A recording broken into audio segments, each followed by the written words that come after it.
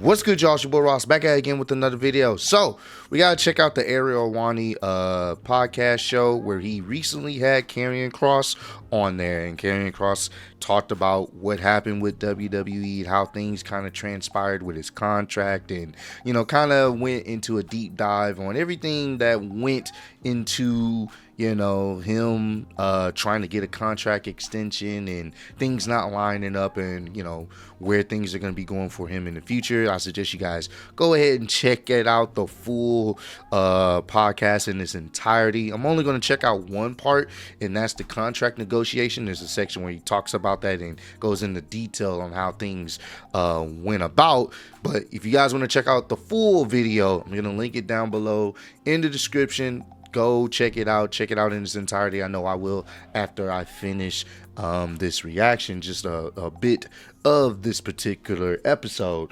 But it's going to be interesting to see what Karrion Kross has to say. Appreciate all the love and support you guys shown on the channel, and let's get into it, man. What you put out on your YouTube channel on Sunday evening, a riveting documentary that I urge everyone to see on Fridays. I have never asked what you put out on your YouTube channel on Sunday evening, a riveting documentary that I urge everyone to see. You almost have about 800,000 views as of right now in 3 days. That's incredible. You said that your WWE contract came to an end on August 10th. Mm-hmm. And as of right now, you have not re-signed with them. You do not have a new deal with them. No. Is that accurate? That is accurate, yeah.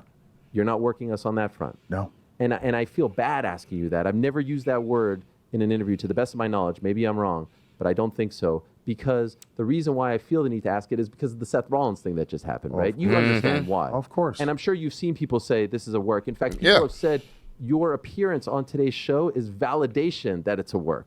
They think that because you're coming here, that means this has to be a work. No, I mean, I was planning on doing a book tour and doing media. I've been doing a lot of media. ECW Publishing, the publisher of the book, has been helping me with that.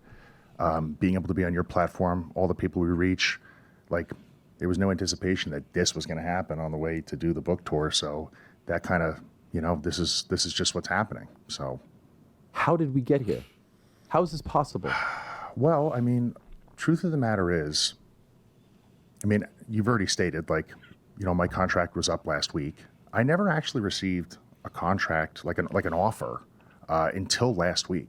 Damn. So, do you remember what? And that's very telling. I want y'all to understand that's very telling. Granted, there are certain circumstances where they'll pull out a contract at the very last minute if conversations are had. But it's also an indication that if they really want you, and if they really are, trying to keep you around and make sure that you don't go nowhere, they will be adamant when it comes to contract talks and negotiations on what pricing you're thinking you want, what pricing they're thinking to give you. Like, those are very intentional conversations and emails and phone calls that are going to be had fairly quickly, depending on how much they value. And granted, every situation is different. You could be a big time star and maybe they get a contract to get at the last minute. That has happened before.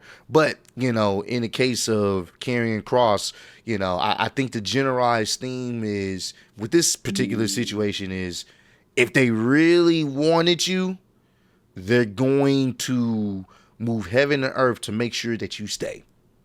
And that's just within any company, not just WWE. If any company really wants you, they're going to do whatever it takes to make sure you don't go nowhere.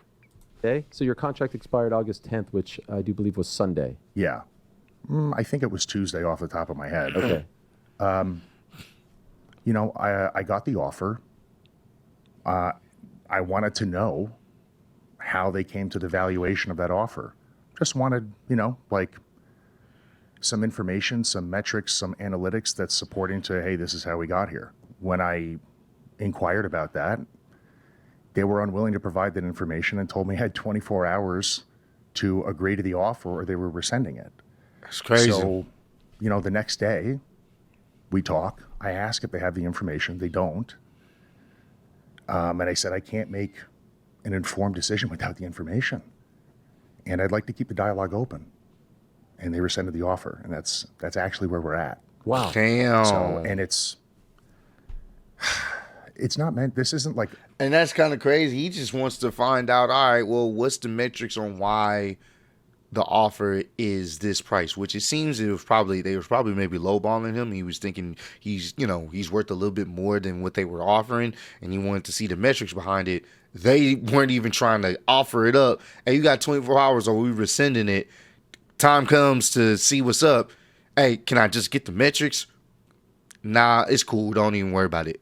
Once again, it lets you know they weren't even trying to even entertain a price higher. They say, you got 24 hours to figure this out if you accept it or not, or we taking this back.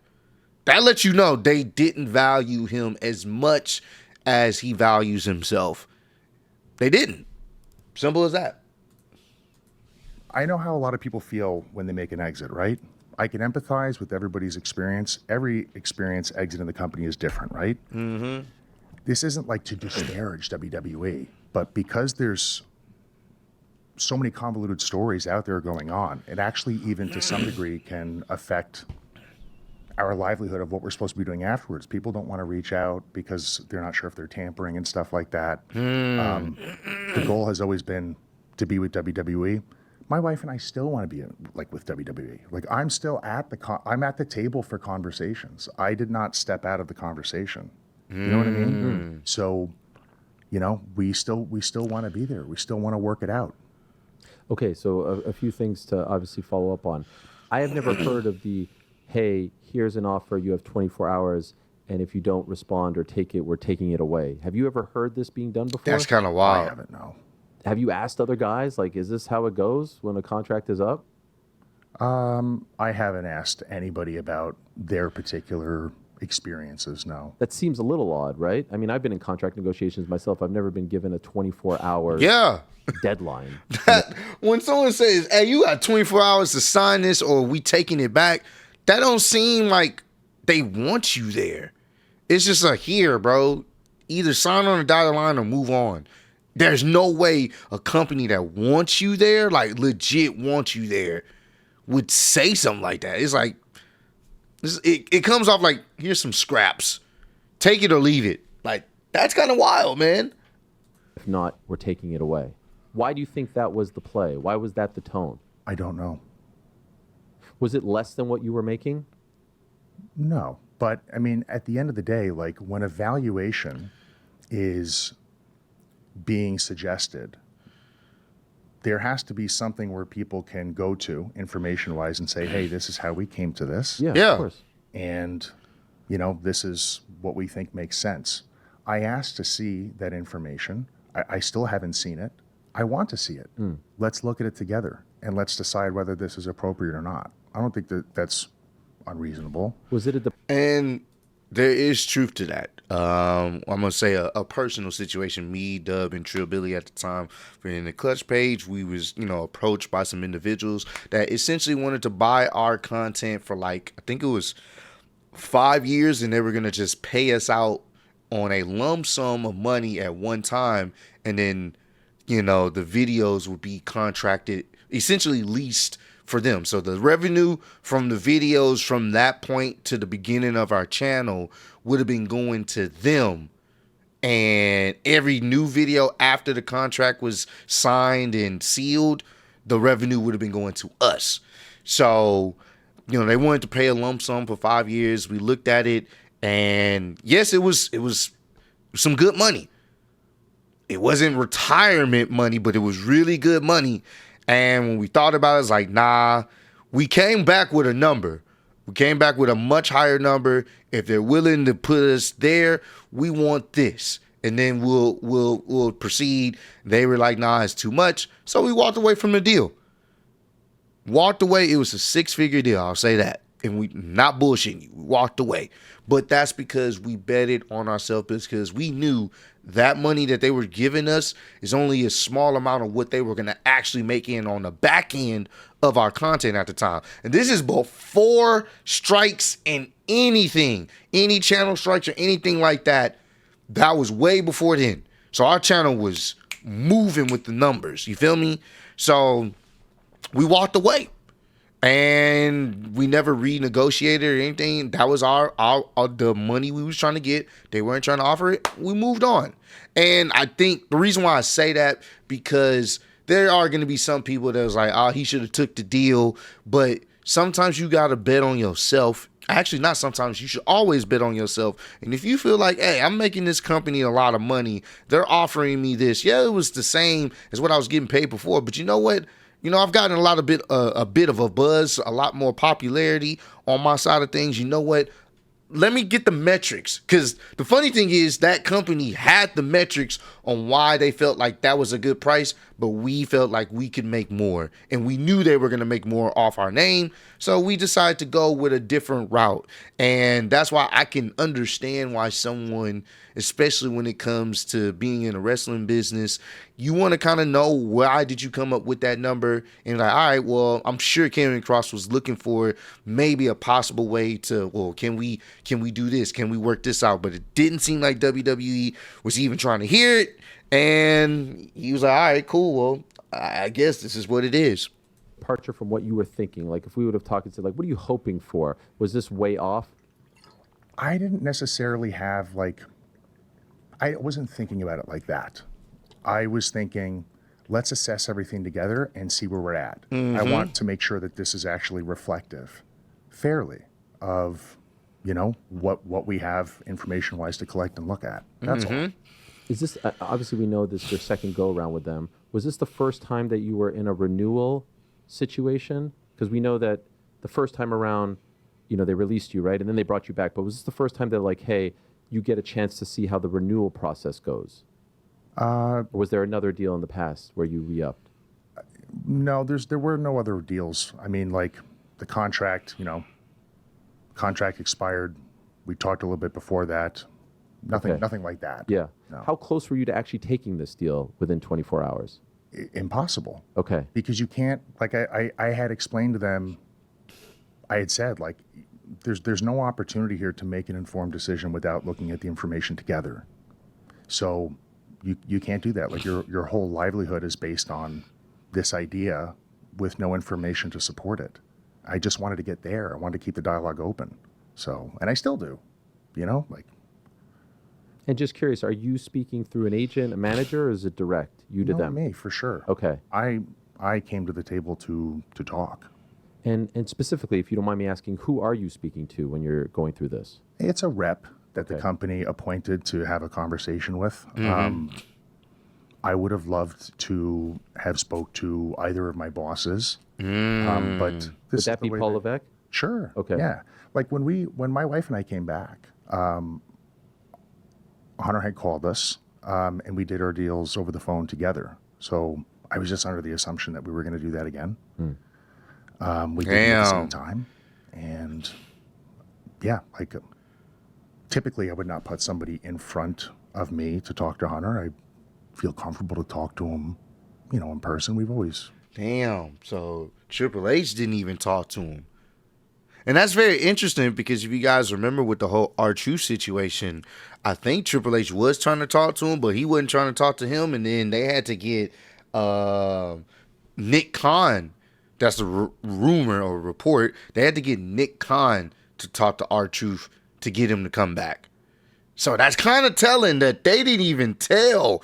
Like, Triple H didn't even reach out to him. They sent a rep, which is another big thing. Like, if they really want you, they'll probably send the top guy to potentially talk to you, like, hey, or somebody that's really higher up on the ladder. That, hey, let's talk about this. Hey, we're trying to get you signed. We're trying to get boom, boom, boom, boom, boom. That's kind of crazy. Damn. And this is someone that's, you would assume was a Triple H guy. So Talk that way. So, but yeah, Yeah, I believe I read in here. I believe you said, "Are you ready to come home?" Right, yes, the first time. yeah, You did not get that, and it is worth noting. There's another human being involved in this. Your wife. yeah, Who means the world to you. She's in the same boat, right? Her deal was up August 10th, and she has not been re-signed. yeah. When they made that offer, was it for the two of you? Nothing. She had nothing. There was no offer to her. damn. I was told at one point, because I did inquire, of course. Yeah. After we deal with you, we'll deal with her. Like, Do you think that they were going to? Yeah, that's a no. Nope. That's a no-go, a no, a hell no. Once we deal with you, we'll deal with her. Nah. we a package deal. We come together. This is what makes this work. Either she with me or she not. Ain't no, we'll deal with you first and then we got her next. Nah, because that's an easy way to sign you, get you locked in, and then they'll just string you along. Well, let's wait. Nah, either she there or she not. And if she not, then I'm not there. That's crazy. They like, nope, we'll negotiate with you, but hush, she got to stay where she at. Wow. Get to her? Like once they were probably hoping you'd say yes, do you think they were going to get to her, or do you think there was a chance that she was not going to be brought back regardless? I don't know. Wow. But I don't see why we just could not have done things the way we did them before, you know, where we do the deals together. So that's how it's always been. It was like that the last time. Okay. Yeah. In NXT, she was signed first, maybe at the end of 2019, and I came in 2020. Okay. So in the process of you not, accepting and then rescinding, does anyone reach out to you between, say, Wednesday, Thursday, and Sunday when you put out that video? Does anyone say, hey, let's figure this out, man? Like, okay, we're at an impasse. Do you get another call? Do you get another email, a text? Does anyone reach out to you in that period? No. Wow. No. Did that surprise you? Well, I tried not to invent a hopeful scenario in my head, but a little bit. Like I said, I wanted to continue the dialogue. It was strange. A lot of this is strange to me. I'm quite honestly blown away by all of this. And I'm still kind of wondering, I don't want to disrespect you, but wrestling and I see you're very sincere, and I could even kind of tell that you're like, dare I say, a little bit hurt by all of this. Is that fair to say? Yeah. Yeah. Yeah. It's unexpected. I'm not sure I had a high level of expectation, but just any time I've ever gotten on board with the company hasn't quite been like this in terms of communication. And I just feel like there's still so much more to talk about. I feel like there's more to explore here. So it was just strange. You can definitely tell it definitely rubbed him the wrong way, and he's keeping it very respectful. He's not going out lashing at WWE or Triple H or anyone involved. He still wants to have that open dialogue to try to figure out something, because you can tell he actually wants to be still in WWE, but it seems as if they don't care. This is actually kind of crazy. They legitimately don't give a damn. You can tell just how they've been negotiating with the contracts and with him, and kind of like, hey, you got 24 hours. If you do this, cool. If not, we rescinding it. Like, that's kind of wild to say. Like, most companies are not doing that. Like, I don't know. It just didn't seem like they were really trying to get him to come back. Like, it wasn't no urgency, if that makes any sense. There's no urgency to him returning. And that's probably kind of the biggest issue there is, if there's no urgency behind it, there's no like real intent for him to come back. Like, it's either if he does, cool. If he don't, that's cool too. That's kind of wild. That is wild, considering, he had been getting a lot of love and he's been one of the top selling merch. Hell, they are still selling his merch, even though he's not there. They are still selling his merch right now. And it's not at a discounted price. So I don't know. I know there's still some people feel like this is a work, but I'm more or less leaning to, I don't think this is. I think WWE said, nah, we put something out there. Hey, I know we ain't got nothing for your wife right now, but if you sign, we'll get her in. Like, it just seemed all kind of fishy. Like, they just were not that really worried about getting Karrion Kross to sign on the dotted line again. And it's really unfortunate. I do think there was something there with him, but I also understand why some people was like, I don't get the hype for him. His matches were boring. I get it. And then after you've been repackaged so many times, and even though there's some good stuff there, but it never really,